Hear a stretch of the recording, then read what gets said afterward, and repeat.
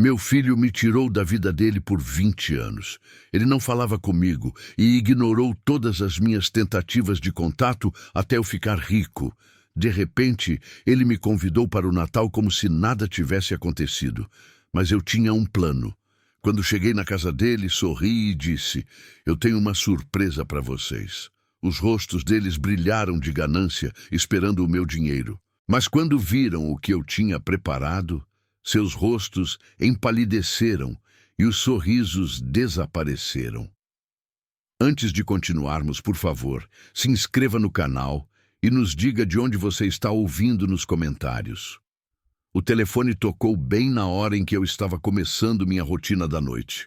O som estridente cortou o silêncio de dezembro na minha casa em Belo Horizonte como uma navalha. Eu quase não atendi. Operadores de telemarketing tinham o hábito de ligar bem na hora do jantar, mas algo me fez pegar o fone. "Pai?" A voz me atingiu como um soco. 20 anos. 20 anos de silêncio. E agora essa saudação casual, como se tivéssemos nos falado ontem. "Lucas." Minha voz saiu firme, embora os nós dos meus dedos tivessem ficado brancos de tanto apertar o telefone. Isso é inesperado. Bem, eu podia ouvir aquela risada nervosa familiar, a que ele dava quando era menino e era pego na mentira. "Escuta, eu sei que faz tempo, mas o Natal está chegando. E a Sônia e eu estávamos conversando. A gente adoraria que você viesse para o jantar, sabe? Um momento em família. Momento em família." As palavras soaram amargas na minha boca. Olhei para a foto de família desbotada na mesa da minha cozinha. Aquela de um Lucas de 8 anos, com uma janelinha nos dentes e um sorriso largo, antes de tudo desmoronar. Um tempo, eu não conseguia evitar o tom ríspido na minha voz. "Lucas, você não retorna minhas ligações há 2 décadas. Você se lembra dos cartões de aniversário que eu mandei? Do convite de formatura que enviei pelo correio? Todos voltaram sem serem abertos." "Pai, qual é? Eu estive ocupado. Você sabe como é, construindo uma carreira, criando uma família. Nunca sobra tempo. Nunca sobra tempo." Eu me levantei, andando de um lado para o outro na pequena cozinha. Lá fora, as luzes de Natal piscavam zombeteiras nas janelas dos vizinhos. Mas de repente agora tem tempo. Bem depois que a notícia de que eu ganhei na Mega Sena saiu nos jornais. Um instante de silêncio, longo demais. "Eu não sei do que você está falando. Não sabe?" Mantive minha voz deliberadamente calma. 15 milhões de reais. Primeira página do jornal local no mês passado. Que coincidência. Esse convite repentino. "Pai, não é isso. Quer dizer, fico feliz por você, mas não é por isso que estou ligando. A gente só pensou que seria bom se reconectar. Você está ficando mais velho, e eu também." Eu quase ri. "Eu estou ficando mais velho há 20 anos, Lucas.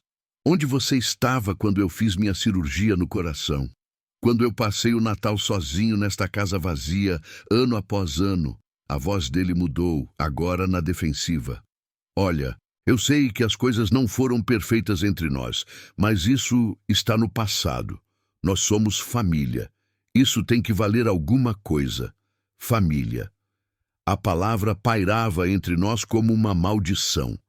Pensei em todas as vezes que fiquei sentado ao lado deste mesmo telefone, desejando que ele tocasse. Todas as mensagens não respondidas, as cartas devolvidas, os aniversários passados em silêncio. "Você está certo," eu disse finalmente. "Família realmente vale alguma coisa. Eu estarei aí. Sério? Que ótimo, pai. Véspera de Natal, por volta das 6 da tarde. Te mando o endereço por mensagem." "Pode mandar." Eu fiz uma pausa, deixando o silêncio se estender. "E, Lucas, eu tenho uma surpresa para você." "Uma surpresa?" A voz dele se animou, e eu podia praticamente ouvir os cifrões no seu tom. "Que tipo de surpresa?" "Você vai ver." Eu desliguei antes que ele pudesse responder. Coloquei o telefone no gancho com cuidado. Minhas mãos tremiam um pouco. A cozinha parecia diferente agora, carregada de possibilidades. Lá fora, a neve tinha começado a cair, cobrindo as ruas silenciosas da cidade de branco. Fiquei ali por um longo momento, olhando para o nada, minha mente viajando de volta no tempo. Para a última vez que vi o rosto do meu filho. Tinha sido há tanto tempo, mas algumas feridas nunca cicatrizam de verdade. Elas apenas ficam adormecidas, enterradas sob anos de dignidade silenciosa e resignação, até que o momento certo chega para se revelarem. Fui até a janela, observando a neve cair, e me lembrei de como tudo começou. A neve me lembrava daquele dezembro de 20 anos atrás, quando tudo o que eu havia construído desabou. Eu estava sentado nesta mesma cozinha, embora a casa parecesse diferente na época, mais quente, cheia da promessa de uma família. Sônia estava fazendo as malas, que estavam espalhadas pelo chão do nosso quarto como feridas abertas. Você é um patético, Ricardo. A voz dela ecoou na minha memória, afiada e cruel. 45 anos. E o que você tem para mostrar? Um emprego sem futuro na empresa, uma hipoteca que mal conseguimos pagar e sonhos que nunca se realizarão. Lembro-me de estar parado na porta, observando-a dobrar as roupas com precisão mecânica. Eu pensei que éramos felizes. Felizes? Ela tinha rido, um som como vidro se quebrando. Quando foi a última vez que você me surpreendeu com alguma coisa? Quando foi a última vez que você me levou a um lugar legal? O Maurício me trata como uma rainha. Maurício, seu novo namorado, aquele com o carro de luxo e o escritório de esquina, aquele que ligava para nossa casa há meses antes de eu finalmente entender o que estava acontecendo. E o Lucas? Eu perguntei, me agarrando a um fio de esperança. Ele precisa de estabilidade.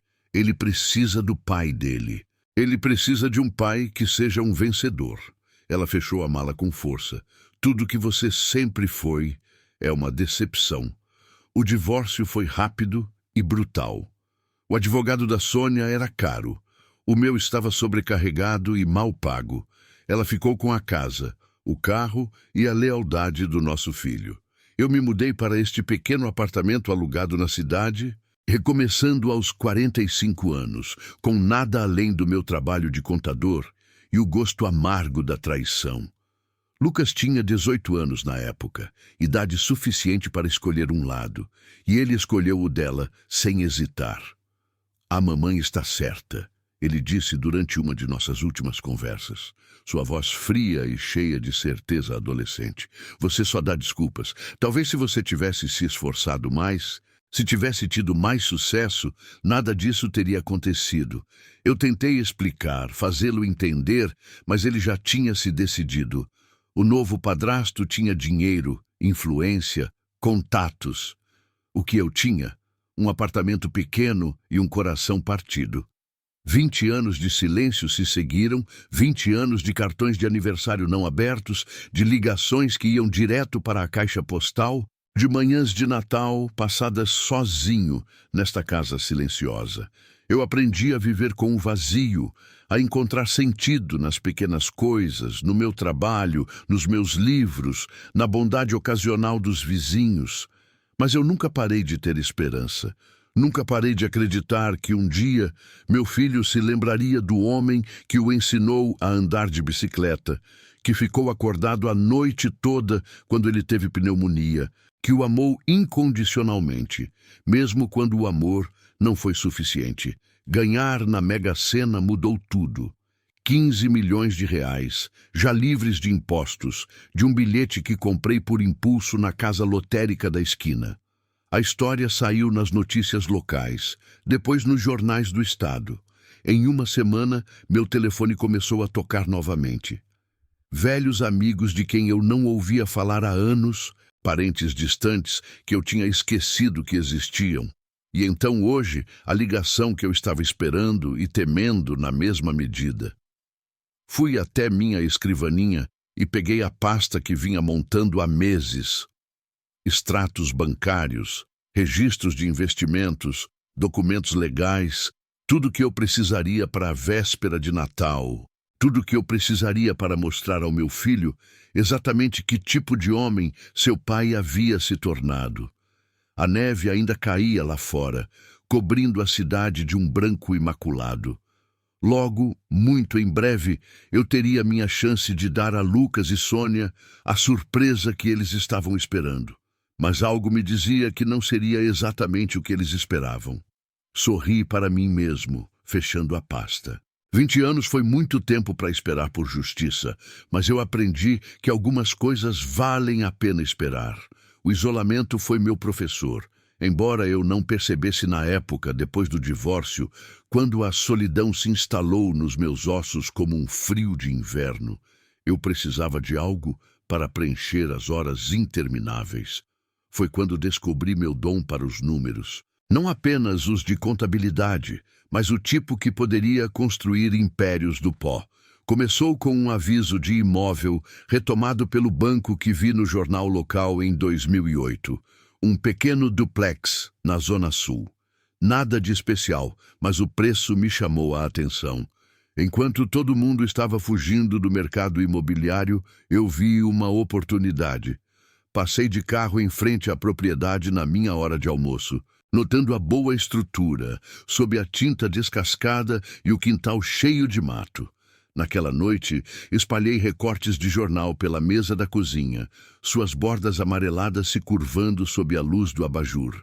Taxas de hipoteca, valores de imóveis, previsões de mercado. Devorei tudo como um homem faminto. A velha cadeira de madeira rangeu sob meu peso enquanto eu me inclinava para a frente, rabiscando cálculos de risco no verso de contas de luz. "O senhor tem certeza disso, senhor Ricardo?"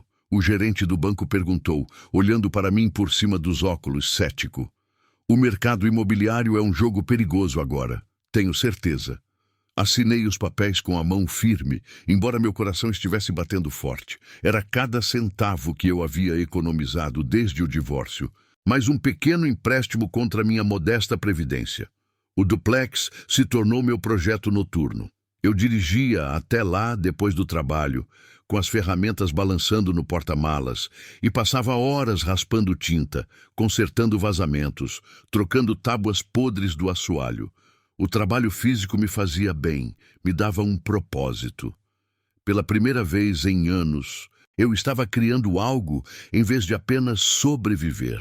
6 meses depois, eu tinha inquilinos, gente boa, um jovem casal começando a vida, gratos por paredes limpas e encanamentos funcionando. O aluguel cobria minha hipoteca com um pequeno lucro. Reinvesti imediatamente comprando outra propriedade. Depois outra. A crise de 2008 foi minha oportunidade de ouro. Enquanto outros perdiam fortunas, eu construía a minha silenciosamente. Uma compra cuidadosa de cada vez. Aprendi a ler os bairros como livros, a identificar potencial onde outros só viam problemas. Os cálculos à meia-noite se tornaram rotina. Planilhas brilhavam na tela do meu computador, rastreando receitas e despesas com precisão metódica. Em 2015, eu possuía 12 propriedades pela cidade. Em 2020, 23. Eu morava no mesmo pequeno apartamento alugado, dirigia o mesmo carro confiável, usava as mesmas roupas modestas, mas, por baixo da superfície, eu estava acumulando poder, o tipo que vem de decisões inteligentes tomadas em paciente solidão. O prêmio da Mega Sena foi sorte, claro, mas caiu sobre uma base que eu havia construído com disciplina e determinação. 15 milhões de reais em cima do que eu já havia ganhado com suor e estratégia. Eu valia mais do que Lucas poderia imaginar, mais do que Sônia jamais acreditaria ser possível. Olhei para o relógio. Quase meia-noite. A neve havia parado, deixando a cidade envolta em um silêncio imaculado. O amanhã traria novos desafios, novas chances de provar que o homem quieto que eles haviam descartado como um fracassado havia se tornado algo totalmente diferente. Será que Lucas sabia a extensão total do que eu havia conquistado? Ele entendia que seu pai não era apenas sortudo, mas inteligente? Eu duvidava. Na mente dele, eu ainda era o homem quebrado que havia perdido tudo 20 anos atrás. Mas aquele homem se foi, substituído por alguém que aprendeu a transformar a solidão em força, o fracasso em triunfo. A casa se acomodou ao meu redor com sons familiares. Eu tinha trabalho a fazer, planos a finalizar. A véspera de Natal estava chegando e eu pretendia estar pronto. A manhã chegou com neve fresca cobrindo as janelas e eu estava tomando um café na mesa da cozinha quando o telefone tocou novamente. O som me fez parar, com a xícara a meio caminho da boca. 2 ligações em 2 dias, depois de 2 décadas de silêncio. Ricardo. A voz de Sônia me atingiu como um vento frio. Ainda aquele mesmo tom ofegante que ela usava quando queria alguma coisa. Embora a idade tivesse endurecido as bordas. Espero que não se importe de eu ligar. Peguei seu número com o Lucas. Pousei minha xícara de café com cuidado. Sônia, que atencioso da sua parte entrar em contato. Escuta, eu sei que as coisas terminaram mal entre nós, mas temos um filho juntos. Isso tem que valer alguma coisa, certo? O Lucas está com problemas, Ricardo. Problemas sérios. Ele precisa de ajuda, e eu pensei bem com sua recente boa sorte. Pude ouvir um barulho de fundo, sussurros. Então a voz de Lucas, fraca, mas clara. Pede mais, diz que é urgente. Que tipo de problema?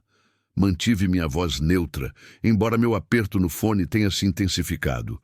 O negócio dele, você sabe como é o mundo das startups, tão volátil. Ele tem investidores no pé dele e se não conseguir o dinheiro logo... Ela deixou a frase no ar. Eu detesto pedir, mas você poderia ajudar? Pelos velhos tempos. Mais sussurros. Diz que é para o futuro dos netos. É para o futuro dos netos. Sônia continuou, sua voz adquirindo aquela qualidade suplicante que eu lembrava do nosso casamento. Você não quer que eles sofram por causa de um problema de negócios, quer? Observei o vapor subir da minha xícara de café, pensando em todas as vezes que caí nessa rotina, nas crises fabricadas, na manipulação emocional, na maneira como ela sempre soube exatamente quais botões apertar. Quanto? Perguntei. Bem, 200 mil reais resolveriam o problema, mas se você pudesse esticar para 300 mil... Outro sussurro. Talvez 400 mil, só para garantir. Eu quase ri. 400 mil reais, pedidos tão casualmente quanto se pede uma xícara de açúcar a um vizinho. Entendo.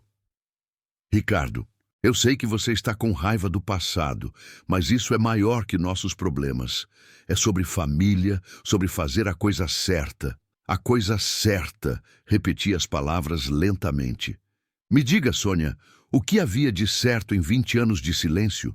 O que havia de certo em devolver cartões de aniversário sem abrir? O que havia de certo em ensinar nosso filho a tratar o pai como um estranho? A voz dela endureceu. Isso é história antiga. Estamos falando de agora, do futuro do seu filho.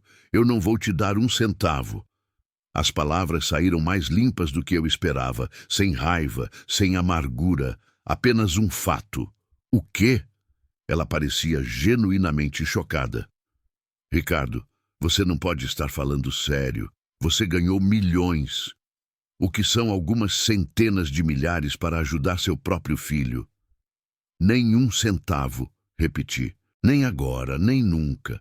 Mas você o ama. Você é o pai dele. Como pode abandoná-lo quando ele mais precisa de você? Pensei em todas as vezes que precisei deles, todas as vezes que estendi a mão e fui ignorado. Eu aprendi com os melhores. Você está cometendo um erro. Você vai se arrepender disso. Acho que não vou.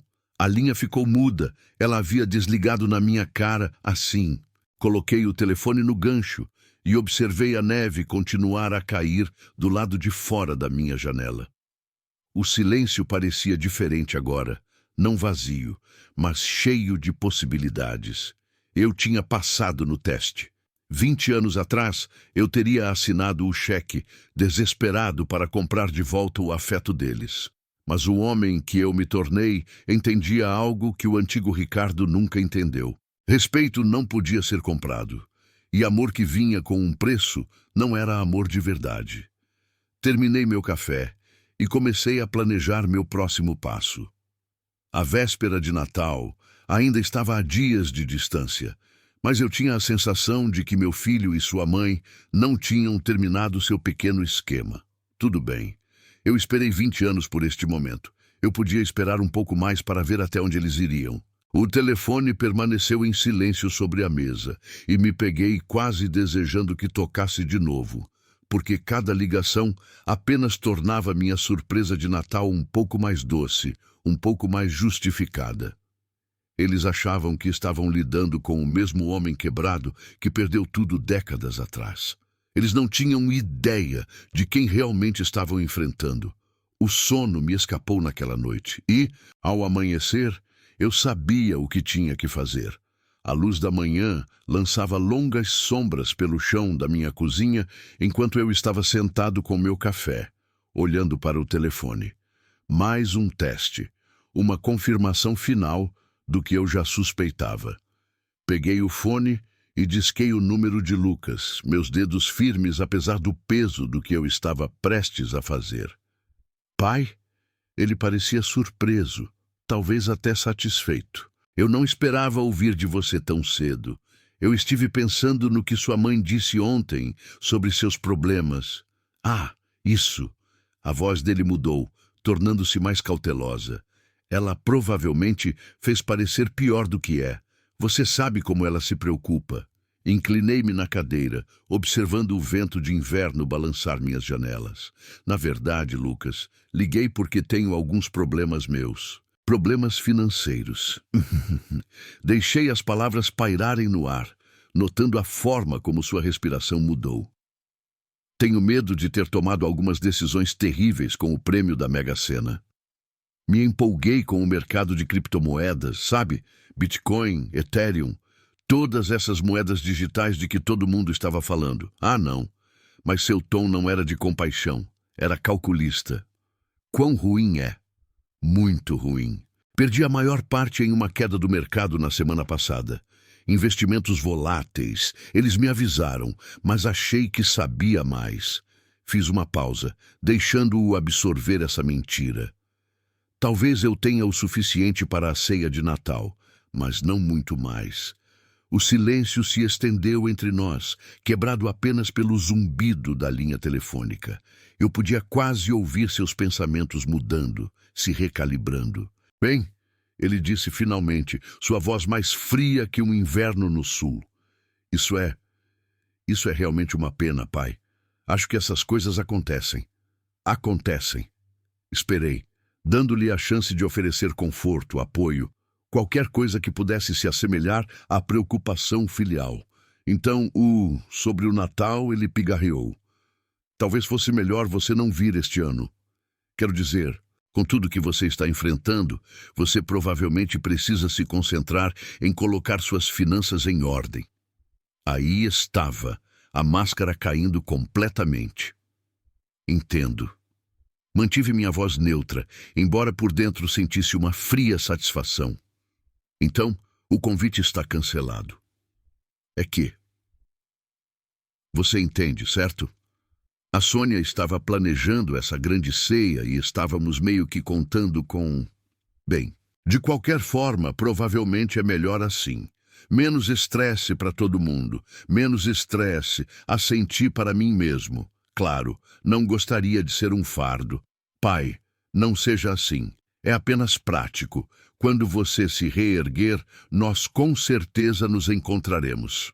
Quando eu me reerguer, sorri sombriamente. Certo. Escuta, preciso ir. Tenho uma teleconferência em 5 minutos, mas nos falamos em breve, ok? A linha ficou muda antes que eu pudesse responder. Coloquei o telefone no gancho e olhei para as ruas da cidade cobertas de neve. 20 anos de silêncio. E no momento em que pensaram que eu estava quebrado de novo, voltamos ao silêncio total. Eu sabia que isso aconteceria, mas ter a confirmação de forma tão brutal ainda doía. Não porque eu estivesse surpreso, mas porque cristalizava tudo o que eu suspeitava sobre seus motivos. Amor com condições não era amor, era uma transação comercial.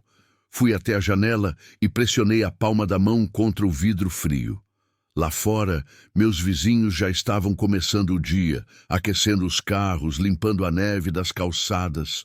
Pessoas normais, vivendo vidas normais, provavelmente dando como certo o simples fato de que suas famílias os amavam por quem eram, não pelo que tinham. O teste estava completo. O júri havia dado seu veredito. Agora era hora de planejar a sentença. Com essa clareza, passei a tarde pesquisando as vidas que meu filho e minha ex-esposa construíram enquanto ignoravam a minha. Se eles queriam jogar, eu precisava entender as regras. Comecei com minha antiga rede de contatos de negócios na cidade, conexões que fiz durante meus empreendimentos imobiliários. Alguns telefonemas revelaram informações interessantes sobre a startup de Lucas, ou melhor, seu fracasso espetacular. Lucas Soluções em TI. Júlio Bastos, da Associação Comercial, riu amargamente. Aquele garoto torrou o dinheiro dos investidores como se fosse confete. Prometeu um software revolucionário. Entregou nada além de desculpas e almoços caros. O que aconteceu com os investidores? Eles não estão felizes. Dizem que ele deve perto de 2 milhões de reais entre o fundo de investimento e os investidores privados. Alguns deles estão envolvendo advogados. Fiz anotações em um bloco de notas, minha mente de contador organizando automaticamente as informações. 2 milhões em dívidas. Isso explicava o desespero. A internet forneceu o resto do quebra-cabeça. O perfil profissional de Lucas mostrava uma série de empresas fracassadas, cada uma durando o suficiente para atrair financiamento antes de entrar em colapso. Suas redes sociais pintavam um quadro de um estilo de vida luxuoso. Restaurantes caros, carros de luxo, roupas de grife, tudo financiado com o dinheiro de outras pessoas. Mas foi o perfil de Sônia nas redes sociais que realmente me enojou. Seu perfil mostrava uma mulher se fazendo de vítima com uma precisão magistral. Fotos dela com aparência pálida e cansada, acompanhadas de posts sobre sua brava batalha contra o câncer. Dia 47 da químio, dizia um post do mês passado. Os tratamentos são exaustivos, mas suas doações me mantêm na luta. Cada real ajuda com as contas médicas e tratamentos experimentais que meu plano de saúde não cobre. Rolei por meses de posts semelhantes, cada um mais manipulador que o outro. Milhares de reais em doações de estranhos bem-intencionados. Tudo baseado em uma mentira, porque eu sabia que Sônia não estava doente, ela era apenas gananciosa. Uma rápida busca nos registros do hospital da cidade, através de um contato que trabalhava na administração, confirmou minhas suspeitas. Nenhum tratamento de câncer, nenhuma quimioterapia, nem mesmo a remoção de uma pinta suspeita. Cruzei as postagens dela com os padrões de gastos de Lucas nas redes sociais. A sincronia era perfeita demais para ser coincidência. Cada grande aumento nas doações coincidia com Lucas, postando sobre uma nova oportunidade de negócio ou uma compra cara. Eles estavam trabalhando juntos, uma equipe de mãe e filho, sangrando dinheiro de estranhos, enquanto ignoravam o homem que realmente ganhou sua riqueza com trabalho honesto. Compilei tudo em uma pasta, a mesma abordagem metódica que usei para meus investimentos imobiliários. Registros bancários, capturas de tela de redes sociais, depoimentos de investidores enganados, uma trilha de papel que pintava um quadro claro de fraude sistemática e manipulação emocional. A ironia não me passou despercebida. Eles me descartaram como um fracassado, um homem que não valia seu tempo ou atenção, mas aquele mesmo homem construiu uma fortuna com paciência e estratégia, enquanto eles não construíram nada, além de dívidas e enganos. Fechei meu laptop enquanto a noite caía sobre a cidade, o brilho das telas desaparecendo na escuridão. O amanhã traria novas oportunidades, novas peças do quebra-cabeça. Mas esta noite me permitia um momento de satisfação. Eu não era mais a vítima nesta história. Eu estava me tornando o autor. O telefone tocou de novo. Provavelmente outra tentativa desesperada de conseguir dinheiro do pai rico. Deixei tocar, ouvindo o som ecoar pela minha casa silenciosa. Deixe-o se perguntar. Deixe-o se preocupar. O Natal ainda estava a dias de distância e eu tinha trabalho a fazer. Lá fora, a neve continuava a cair, cobrindo a cidade de branco, limpo, puro, pronto para um novo começo. O amanhecer trouxe foco e peguei o telefone antes que meu café da manhã terminasse de ser preparado. As anotações da pesquisa de ontem estavam espalhadas pela mesa da cozinha como um plano de batalha. Era hora de ver até onde a ganância do meu filho o levaria. Lucas atendeu no segundo toque. Pai, isso é inesperado. 2 vezes em 2 dias. Eu tenho boas notícias, disse, acomodando-me na cadeira. Lembra daqueles investimentos em criptomoedas que te falei? Aqueles que me quebraram? Lembro. Sua voz carregava uma nota de cansaço, como se suspeitasse para onde isso estava indo. Bem, consegui recuperar a maior parte. Day trading, sabe? Comprei na baixa e o mercado subiu de novo. Acabou sendo melhor do que eu esperava. O silêncio se estendeu por exatamente 3 segundos. Eu os contei. Que fantástico, pai! Estou tão aliviado. Estava preocupado com você. A mentira rolou de sua língua com tanta facilidade. Nem um pingo de vergonha ou constrangimento pela rapidez com que ele me descartou quando pensou que eu estava quebrado. Então eu estava pensando, continuei, talvez o Natal esteja de pé novamente, se o convite ainda for válido. Claro! Claro que sim. A Sônia vai ficar emocionada. Ela estava ansiosa para te ver. Outra mentira. Eu podia ouvir os cálculos estalando por trás de suas palavras como uma velha caixa registradora. Na verdade, pai, falando em Natal, sua voz mudou, tornando-se mais íntima, mais filial.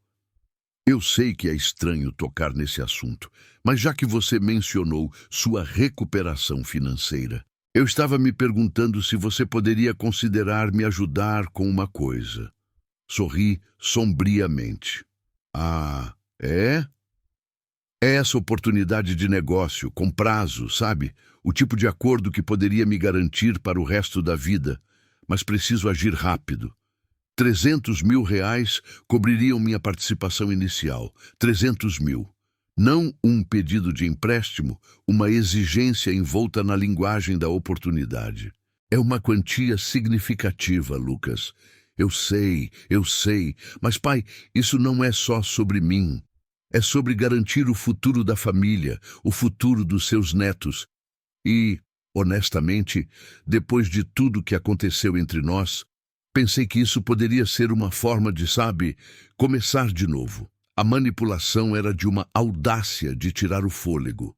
Família, netos, recomeços. Todos os botões que ele achava que funcionariam no homem que eu costumava ser. Me fale mais sobre essa oportunidade, eu disse, injetando interesse suficiente para mantê-lo falando. É no setor de tecnologia, desenvolvimento de IA. Coisa revolucionária, de verdade. Os primeiros investidores estão projetando retornos de 500% em 18 meses. O mesmo discurso que ele provavelmente usou em suas vítimas anteriores. Eu me perguntei se ele sequer se deu ao trabalho de mudar os números. 500%. Parece bom demais para ser verdade. Eu sei que parece loucura. Mas, pai, é assim que essas tecnologias inovadoras funcionam. Lembra quando o Bitcoin não era nada? As pessoas que entraram cedo fizeram fortunas. Deixei o silêncio pairar entre nós, como se estivesse genuinamente considerando. Eu realmente me maravilhei com o quão completamente ele se revelou. Nenhuma menção de me pagar de volta, nenhum reconhecimento dos 20 anos de silêncio, apenas sua mão estendida, palma para cima, esperando. Vou ter que pensar sobre isso, disse finalmente. Claro, mas pai, o tempo realmente é um fator aqui. A janela fecha depois do Natal, então, se você for fazer isso, precisaríamos agir rápido. A urgência era fabricada, é claro. Criar pressão, eliminar o tempo para a dúvida. Táticas clássicas de vigarista. Eu entendo. Deixe-me pensar a respeito. É tudo que posso pedir. E pai, obrigado por sequer considerar. Significa o mundo para mim. Desliguei e recostei-me na cadeira, observando a luz da manhã brilhar no meu bloco de anotações. Ele havia mordido a isca completamente. Nenhuma suspeita, nenhuma pergunta sobre como eu havia recuperado minhas perdas tão rapidamente. Apenas ganância pura e não adulterada. Peguei minha caneta e escrevi uma única palavra. Confirmado. 20 anos de silêncio. E agora ele queria 300 mil reais com base em uma ligação de 5 minutos. A audácia era quase admirável em sua falta de vergonha. Quase. Olhei para o meu relógio. O dia de trabalho estava apenas começando e eu tinha outras ligações a fazer, outras peças a colocar no lugar. Lucas achava que estava me manipulando, mas ele não tinha ideia de que o jogo já estava em andamento. Com a isca lançada, voltei-me para os contatos que compilei durante a pesquisa de ontem. Os investidores que Lucas havia enganado mereciam saber para onde seu dinheiro tinha ido e onde o homem que o pegou estava se escondendo. Comecei pelo fundo de investimento. A recepcionista me passou para um senhor Queiroz, que parecia cansado mesmo às 9 da manhã. Você está ligando sobre o Lucas Mendes? A voz dele se aguçou. Qual sua ligação com ele? Eu sou alguém que acredita em responsabilidade, disse com cuidado. Entendo que ele deve à sua empresa uma quantia considerável de dinheiro. Considerável é um eufemismo. Estamos falando de fraude deliberada. Mas ele desapareceu. Nenhum endereço para correspondência, nenhuma informação de contato. Nossos advogados estão em um beco sem saída. E se eu te dissesse que sei exatamente onde ele está? A cadeira de Queiroz rangeu quando ele se inclinou para a frente. Estou ouvindo. Ele está nesta cidade, escondido aqui há meses, morando na casa da mãe enquanto planeja seu próximo golpe. Forneci o endereço, o número de telefone e as evidências das redes sociais que havia coletado. A empolgação de Queiroz era palpável. Como você sabe de tudo isso? Vamos apenas dizer que tenho um interesse pessoal em ver a justiça ser feita. Depois de Queiroz, entrei em contato com os 3 investidores privados que Lucas havia nomeado nos documentos de registro de sua empresa falida. As reações deles foram notavelmente semelhantes. Ceticismo inicial, seguido por uma raiva mal contida enquanto eu fornecia provas de seu paradeiro. Aquele canalha, rosnou Eleonora Martins, que havia perdido 50 mil reais em sua startup de painéis solares. Eu sabia que ele estava escondido em algum lugar. Meu advogado disse que precisaríamos de um detetive particular para rastreá-lo. Considere a investigação concluída, eu disse. Também estou lhe enviando evidências de seu estilo de vida atual. Postagens em redes sociais mostrando compras caras, visitas a restaurantes, artigos de luxo, tudo enquanto ele alega estar falido. Ao meio-dia, eu havia contatado 7 investidores. Às 14 horas, eles estavam formando uma ação coletiva. Às 15 horas, eles tinham uma teleconferência marcada com suas equipes jurídicas. Sentei-me no meu escritório em casa, cercado por papéis e capturas de tela, ouvindo meu telefone vibrar com atualizações. Cada ligação trazia mais satisfação do que a anterior.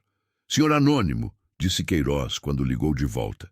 Não sei quem você é, mas nos deu exatamente o que precisávamos. Estamos entrando com pedidos de emergência para congelar suas contas e apreender quaisquer bens que pudermos encontrar. Com que rapidez vocês podem agir? Estamos falando de dias, não semanas. O Natal pode ficar muito interessante para o Sr. Mendes. Guardei o cartão de visita de Queiroz com os outros, criando uma pilha organizada de consequências. Por 20 anos, Lucas viveu sem enfrentar a responsabilidade por seus atos. Isso estava prestes a mudar. O telefone tocou de novo. Desta vez, era Eleonora Martins. Nossos advogados estão se coordenando com os outros. Vamos atingi-lo por todos os lados simultaneamente. Chega de se esconder, chega de joguinhos. Fico feliz em poder ajudar. Mais uma coisa, ela disse. Quando o encontrarmos, e vamos encontrá-lo, quero agradecê-lo adequadamente. Você nos deu esperança quando pensávamos que tudo estava perdido. Desliguei e olhei para as ruas da cidade, onde meu filho pensava estar seguro, onde pensava que poderia continuar seus esquemas sem consequências. A neve havia parado de cair, deixando o mundo nítido e claro, visibilidade perfeita para o que estava por vir. Abri meu laptop e comecei a digitar um e-mail para a emissora de notícias local. Se Lucas queria brincar com o dinheiro dos outros, talvez fosse hora de a cidade inteira saber que tipo de vizinho eles tinham. Com as alianças se formando, dirigi na tarde seguinte para reunir a última prova de que precisava. O Hospital Santa Lúcia ficava na zona leste da cidade, sua fachada de tijolos coberta de neve. Estacionei no pátio de visitantes com um senso de propósito que não sentia há anos. As portas automáticas se abriram com um silvo, liberando aquele cheiro antisséptico familiar que sempre me lembrava da minha própria cirurgia cardíaca anos atrás. Aquela para a qual Lucas não se deu ao trabalho de me visitar. Atravessei o saguão, meus passos ecoando nos pisos polidos, passando por famílias, segurando buquês com expressões preocupadas. Encontrei Janete no setor de registros médicos, uma mulher que eu conhecia dos meus dias de contador, quando cuidei da contabilidade do consultório odontológico de seu falecido marido. Ela ergueu os olhos do computador. Surpresa. Ricardo Mendes? O que o traz aqui num dia como este? Olá, Janete. Preciso de um favor, e sei que este é um território delicado. Sua expressão mudou para uma de cautela. Que tipo de favor? Tirei um cartão de visita da firma de Queiroz. Estou ajudando em uma investigação de fraude a uma mulher alegando tratamentos de câncer que nunca recebeu, coletando doações sob falsos pretextos. Vidas estão sendo afetadas. Janete estudou o cartão, depois olhou de volta para mim. Ricardo, você sabe que eu não posso simplesmente... Sônia Mendes, minha ex-esposa. As palavras tinham gosto de ácido. Ela está aplicando um golpe nas redes sociais, alegando tratamentos de quimioterapia que nunca aconteceram. Pessoas de bem estão enviando dinheiro que não têm, porque acham que ela está morrendo. Algo mudou nos olhos de Janete. Ela sempre foi uma mulher que valorizava a honestidade acima da burocracia. Isso fica entre nós, disse ela em voz baixa. 20 minutos depois, eu estava sentado no meu carro, revisando as impressões. Um atestado de saúde perfeito dos últimos 5 anos, exames de rotina, limpezas dentárias, uma sinusite leve na primavera passada, nem uma única consulta de oncologia, nenhuma quimioterapia, nenhum diagnóstico de câncer de qualquer tipo. As luzes fluorescentes do hospital lançavam sombras duras sobre os papéis enquanto eu lia cada detalhe. Cada página confirmava o que eu já sabia. Toda a história de câncer da Sônia era fabricada. Cada doação, cada mensagem de simpatia, cada oração enviada a ela era baseada em uma mentira elaborada. Guardei os registros no bolso do casaco, sentindo seu peso contra meu peito como uma armadura. O caminho de volta para casa pelas ruas silenciosas da cidade me deu tempo para processar o que havia descoberto. A neve caía firmemente, cobrindo o mundo de branco, fazendo tudo parecer limpo e novo. Por um momento, parado em um semáforo vermelho, me perguntei se estava cruzando linhas éticas. Eram registros médicos privados, obtidos através de conexões pessoais em vez dos canais adequados. Mas então pensei nas famílias enviando notas de R$ 20 que não podiam gastar, acreditando que estavam ajudando uma mulher moribunda a lutar pela vida. O sinal ficou verde e eu continuei. Às vezes, a justiça exigia sujar as mãos. De volta em casa, coloquei os registros na minha pasta, junto com as informações dos investidores e as confirmações do processo. 3 ângulos de ataque separados, todos cuidadosamente orquestrados, todos perfeitamente cronometrados. Lucas e Sônia passaram 20 anos acreditando que eram mais espertos que todos ao seu redor. Amanhã, eu colocaria essa teoria à prova. Olhei pela janela da minha cozinha, onde as luzes de Natal piscavam nas janelas dos vizinhos e me permiti um sorriso. A temporada de festas estava prestes a ficar muito interessante para a família Mendes. O telefone tocou mais uma vez naquela noite. Deixei ir para a caixa postal, já sabendo que seria Lucas ou Sônia, com outro pedido urgente ou crise fabricada. Mas o tempo deles para fazer exigências estava acabando. Depois de amanhã, eles estariam muito ocupados, lidando com as consequências para incomodar seu pobre e esquecido pai. Servi-me uma xícara de café e me acomodei para revisar meus planos uma última vez. A manhã de Natal estava a apenas algumas horas de distância. O dia de Natal amanheceu nítido e claro, e me preparei para o que seria a reunião de feriado mais satisfatória em 20 anos.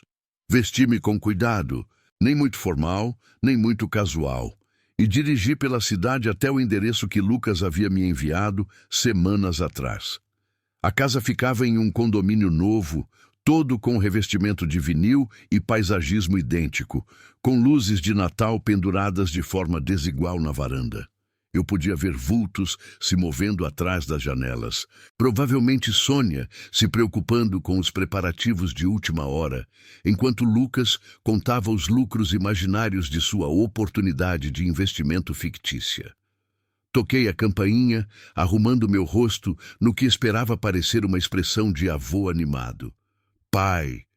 Lucas abriu a porta de braços abertos, como se tivéssemos jantares semanais por anos em vez de silêncio de rádio. Você conseguiu! Entre. Sônia apareceu atrás dele, mais magra do que eu me lembrava, mas com o mesmo olhar calculista nos olhos. Ricardo! Ah, que maravilha te ver! Você parece próspero. Entrei na sala de estar quente deles, notando os móveis caros que não combinavam direito, a televisão enorme, as bolsas de grife jogadas descuidadamente sobre as cadeiras, tudo comprado com o dinheiro de outras pessoas. Estou sim. Obrigado por me receber, eu disse, pendurando meu casaco no cabideiro deles. Eu trouxe algo especial para mais tarde. Uma surpresa para vocês dois. Os olhos deles se iluminaram imediatamente. Uma surpresa! Sônia juntou as mãos. Que atencioso! Sentamo-nos para jantar em uma mesa que poderia alimentar 12 pessoas, carregada de pratos que pareciam impressionantes, mas tinham gosto de comida da rotisserie do supermercado. Lucas cortou o peru com um floreio teatral, enquanto Sônia enchia as taças de vinho e me bombardeava com perguntas sobre minha recuperação das perdas com criptomoedas. Que sorte você ter conseguido se recuperar, disse ela, sem me olhar nos olhos. Essas flutuações do mercado podem ser tão imprevisíveis. De fato podem, concordei, cortando meu peru em pedaços precisos. Mas aprendi a ser mais cuidadoso em quem confio para conselhos financeiros. Lucas começou uma explicação detalhada de sua oportunidade de investimento em IA, completa com retornos projetados e urgência de tempo. Eu acenava com a cabeça, fazendo perguntas que me faziam parecer interessado, enquanto observava seus rostos ficarem mais animados a cada sinal percebido da minha vontade de investir. A batida na porta veio exatamente quando Sônia estava servindo a sobremesa. Alta, autoritária, o tipo de batida que significava negócios. Lucas franziu a testa, largando o garfo. Não estou esperando ninguém. Ele caminhou até a porta da frente. Sônia e eu logo atrás. Pela janela, pude ver um homem com um sobretudo escuro segurando um envelope. Lucas Mendes? O homem perguntou quando a porta se abriu. Sim? O senhor foi intimado. Ele entregou o envelope e se virou para sair. Lucas olhou para os papéis, seu rosto perdendo a cor enquanto lia. Isso não pode estar certo. O que é, querido? Sônia espiou por cima do ombro dele. É um processo. Vários processos. Os investidores, eles me encontraram. Suas mãos tremiam enquanto ele folheava as páginas de documentos legais.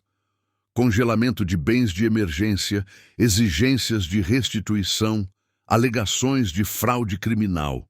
Como eles sabiam onde eu estava? Sua voz falhou um pouco. Mantive minha expressão de avô preocupado enquanto, internamente, saboreava cada momento de pânico deles. Ah, não, disse Sônia, lendo por cima do ombro dele.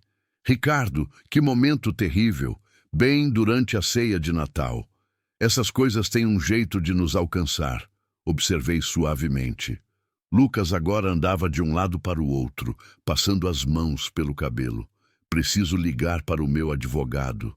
Não, preciso sair daqui. Eles podem congelar tudo, a casa, as contas, tudo. Quanto eles querem? Sônia perguntou. 2 milhões, mais danos, mais juros. Ele parecia que ia passar mal. Sônia se virou para mim com aquela expressão familiar que eu lembrava do nosso casamento, aquela que aparecia sempre que ela precisava de algo caro.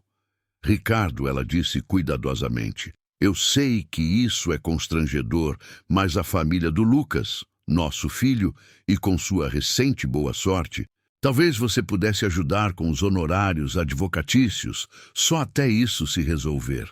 Ela pegou o celular, provavelmente para começar a calcular exatamente quanto achava que poderia extrair de mim.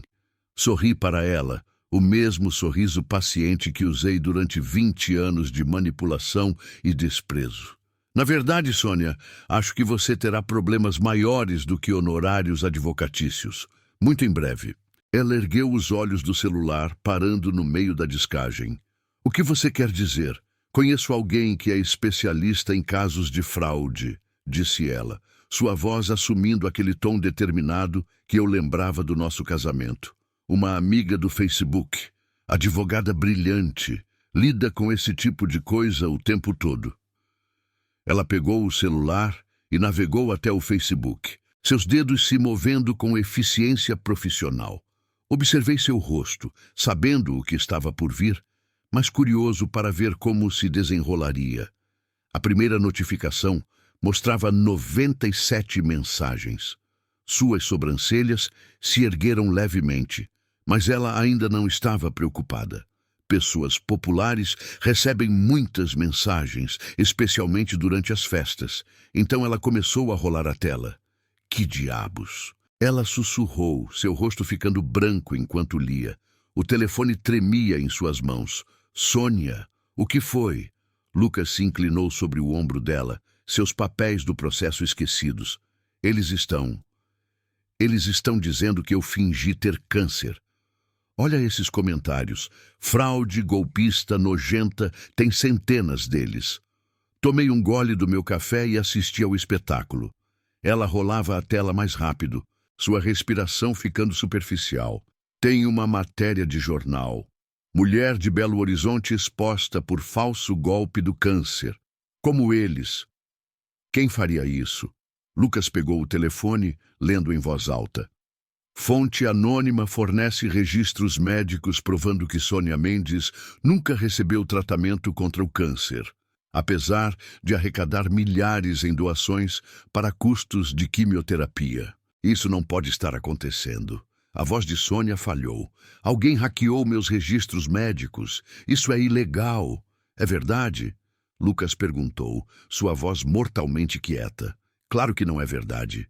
Eu estou lutando contra o câncer. Você sabe que estou lutando contra o câncer. Mas mesmo enquanto ela dizia isso, eu podia ver a dúvida surgindo nos olhos de Lucas. Ele era muitas coisas. Mas não era estúpido. Os registros médicos eram detalhados demais, oficiais demais para serem fabricados.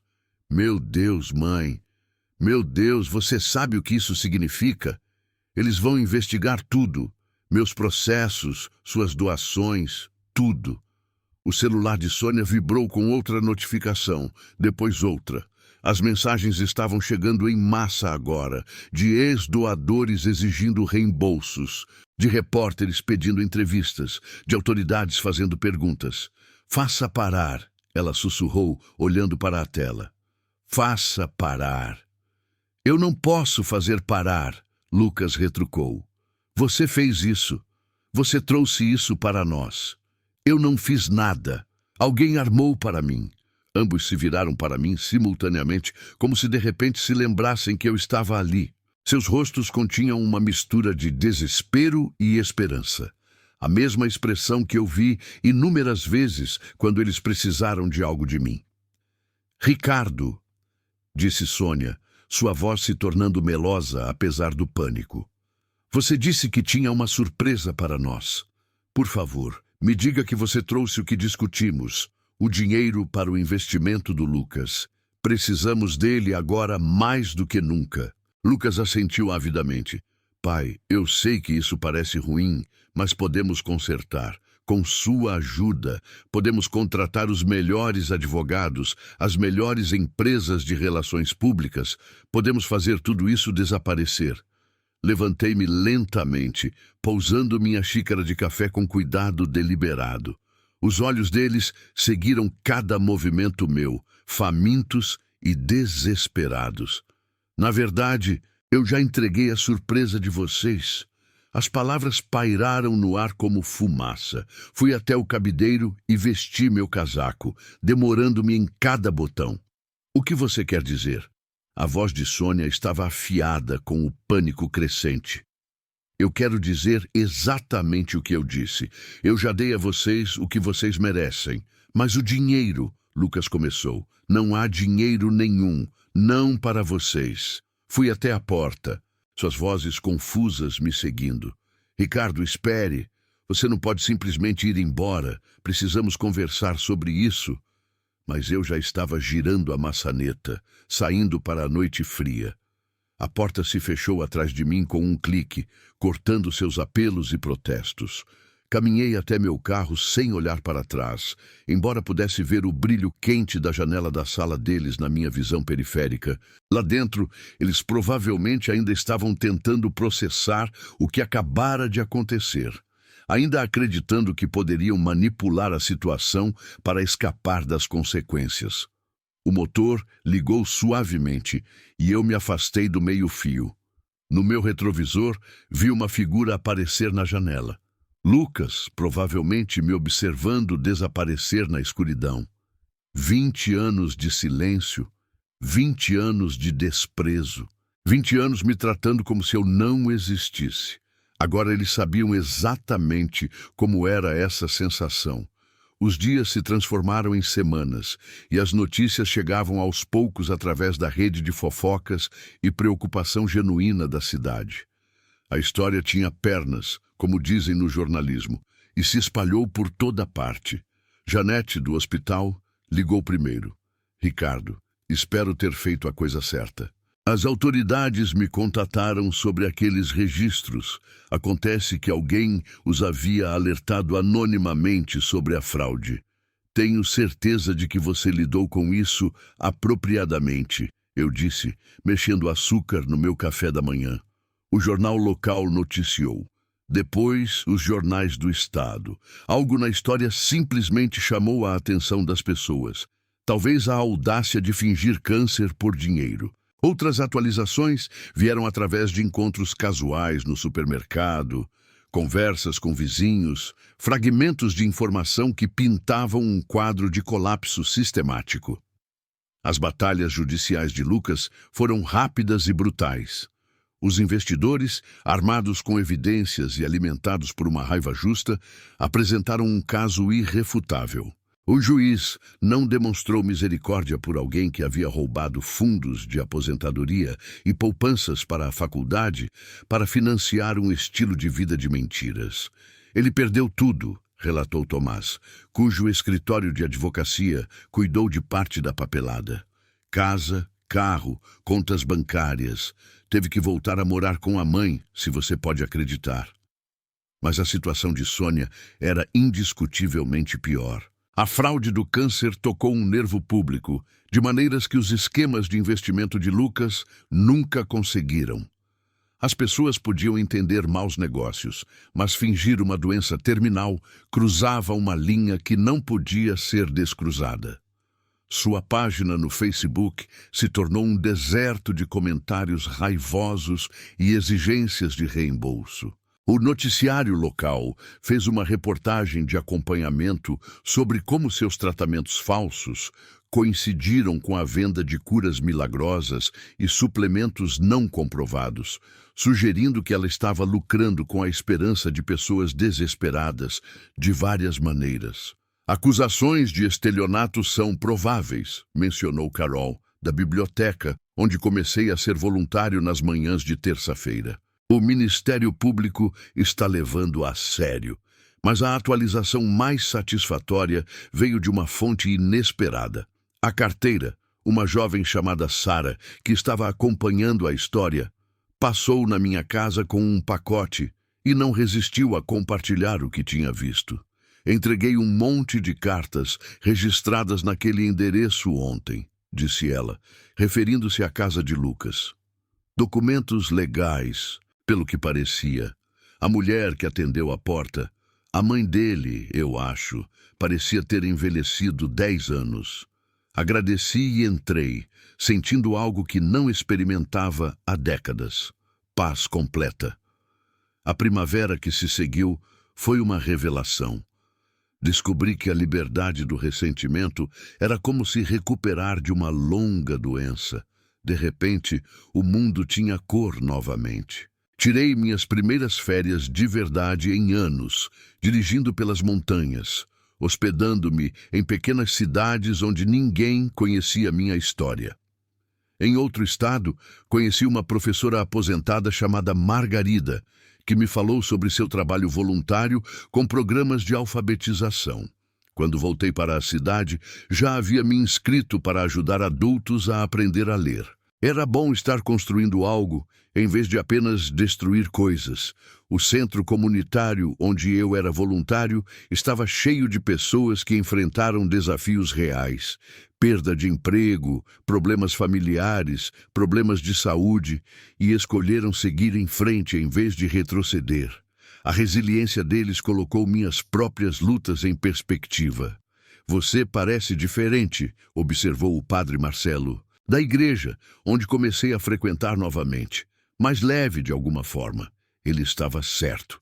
O peso que carreguei por 20 anos havia sido levantado, deixando espaço para coisas que eu havia esquecido que gostava.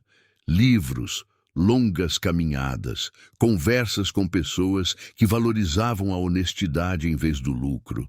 Eu ainda morava na mesma casa modesta, ainda dirigia o mesmo carro confiável, mas agora essas coisas pareciam escolhas em vez de limitações. Eu tinha dinheiro suficiente para morar em qualquer lugar, fazer qualquer coisa, mas descobri que a satisfação vinha de fontes diferentes do que eu esperava. Numa tarde de maio, enquanto planejava uma viagem para visitar a Chapada Diamantina, meu telefone tocou. O identificador de chamadas mostrava o número de Lucas, mas deixei ir para a caixa postal. Mais tarde, ouvi sua mensagem, um pedido de desculpas confuso misturado com pedidos sutis de ajuda financeira. Apaguei sem pensar 2 vezes. Na manhã seguinte, fiz minha mala e carreguei meu carro com mapas e guias de viagem. A Chapada Diamantina podia esperar, no entanto. Primeiro, eu ia dirigir pelo estado vizinho, onde ouvi falar de uma pequena cidade que precisava de ajuda para se reconstruir após um tornado. Era bom ter um lugar para ir, alguém para ajudar. Era bom ser necessário pelas razões certas. Ao sair da minha garagem, olhei uma última vez para a casa onde passei tantos anos esperando por um telefonema que nunca veio. Eu entendia agora que estava esperando pela coisa errada o tempo todo. A estrada à frente estava vazia e cheia de possibilidades. Pisei no acelerador e dirigi em direção ao que quer que viesse a seguir, deixando o passado onde ele pertencia, no retrovisor, diminuindo a cada quilômetro. Se você gostou desta história, por favor, curta este vídeo, se inscreva no canal e compartilhe suas opiniões sobre esta história nos comentários. Para ouvir a próxima história, clique na caixa à esquerda. Obrigado por assistir.